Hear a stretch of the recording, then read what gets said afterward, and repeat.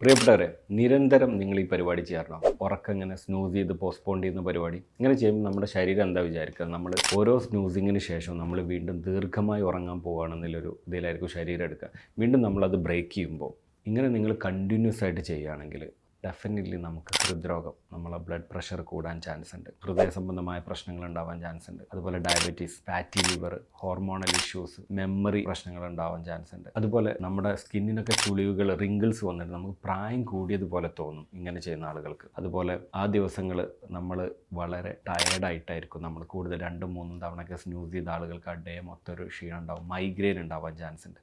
ഇതിലേറൊക്കെ പുറമെ ഇതിൻ്റെ ഒരു മറ്റൊരു വശം എന്ന് പറഞ്ഞാൽ നമ്മൾ എന്ത് ഉദ്ദേശത്തിലാണോ അലാറം വെച്ച് കിടന്നത്, ആ ഉദ്ദേശത്തിൽ നമ്മൾ കോൺഫിഡൻ്റ് അല്ല, വി ആർ നോട്ട് ഇൻട്രസ്റ്റഡ്, അല്ലെങ്കിൽ നമ്മൾ അത്ര പാഷനേറ്റ് അല്ല. ഒരു പക്ഷേ നേരത്തെ എണീറ്റ് എക്സസൈസ് ചെയ്യണം, അല്ലെങ്കിൽ നമ്മൾ നേരത്തെ ജോലിക്ക് പോകണം, അങ്ങനെ പല ലക്ഷ്യത്തോടു കൂടെ ആയിരിക്കും നമ്മൾ ഒരു പക്ഷേ ഈ അലാറം വെച്ചിട്ടുണ്ടാവുക. അതിൽ നമ്മൾ പാഷനേറ്റ് അല്ല, നമ്മൾ ആ ഇൻറ്റൻഷൻ സ്ട്രോങ് അല്ല എന്നുള്ളതും കൂടിയാണ് ഇതിലൂടെ കാണിക്കുന്നത്.